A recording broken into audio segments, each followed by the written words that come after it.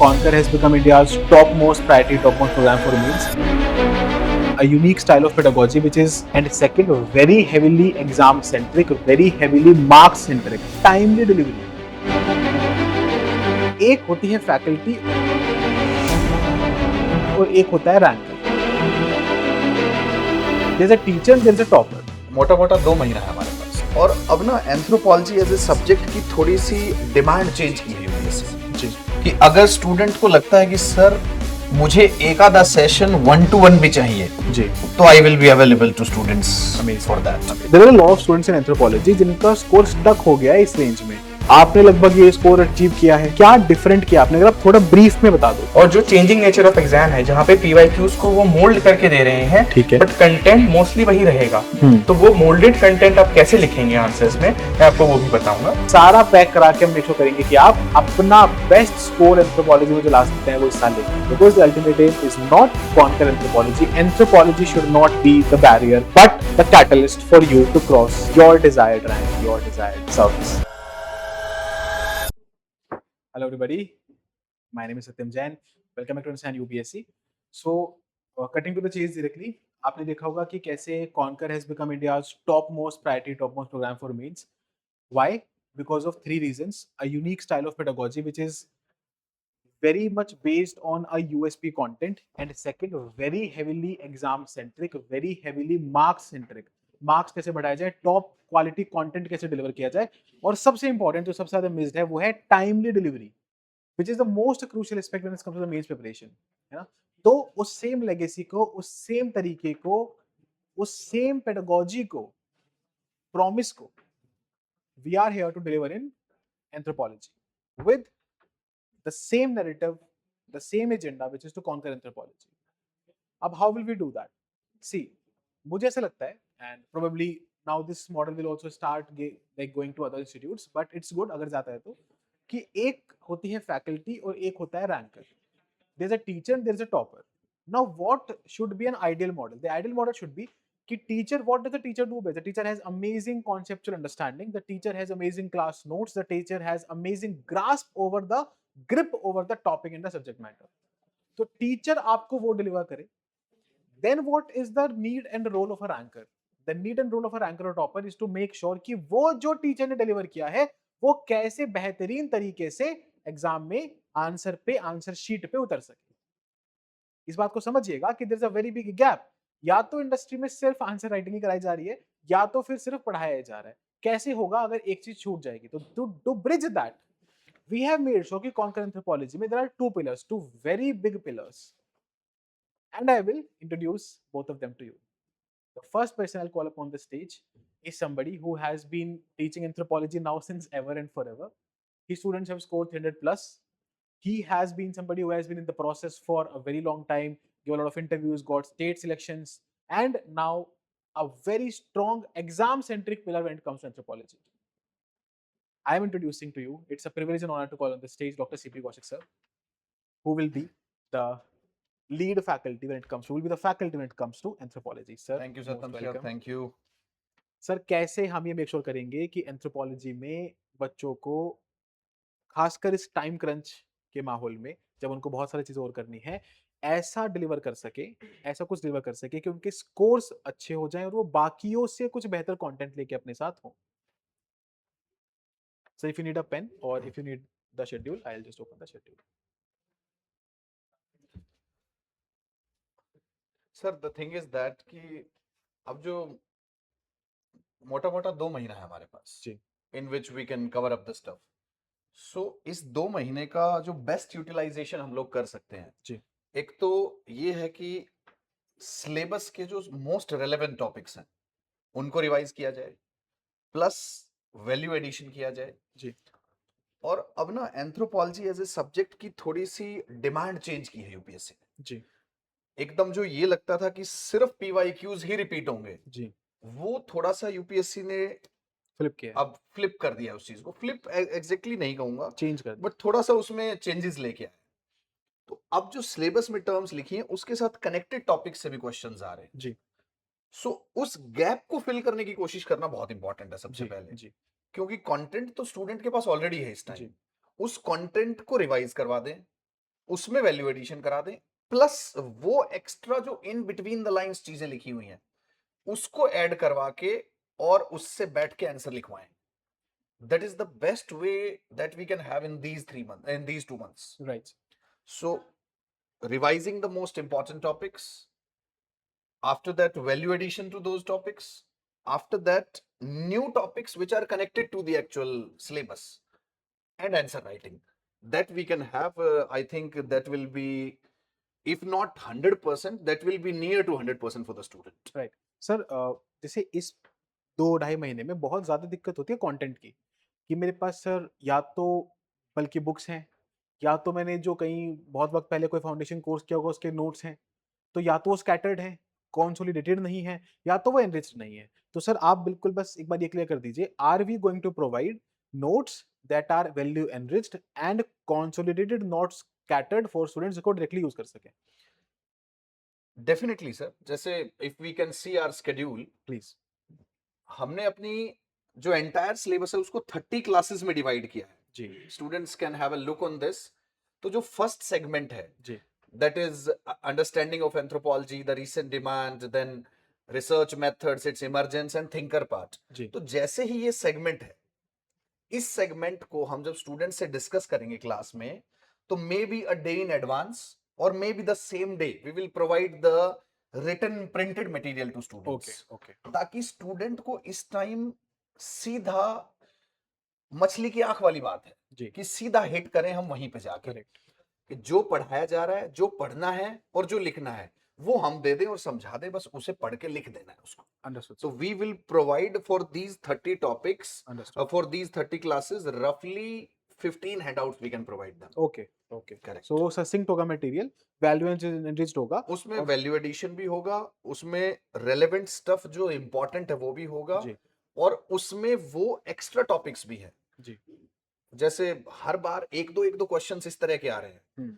जैसे इसी बार का लेटेस्ट एक क्वेश्चन था, वो तो किनशिप सब पढ़ते हैं, बट एक वो जी. परम किनशिप पे क्वेश्चन पूछ लिया था. जी तो नॉर्थ ईस्ट का जो एक एथनिक कॉन्फ्लिक्ट चल रहा था, जी उसको बेस बना के यूपीएससी ने क्वेश्चन बना दिया. अंडरस्टूड. करेक्ट. तो इस तरह की चीजें, अब जैसे एक मैं छोटा सा एग्जांपल और Yes. दूंगा. स्टूडेंट सब लोग जनरल स्टडीज में पढ़ रहे हैं कि यूनिफॉर्म सिविल कोड लेके आ रहा है जी गवर्नमेंट. जी जी यस. जी. तो uniform civil code is constitutional, जी दैट्स नॉट अ प्रॉब्लम.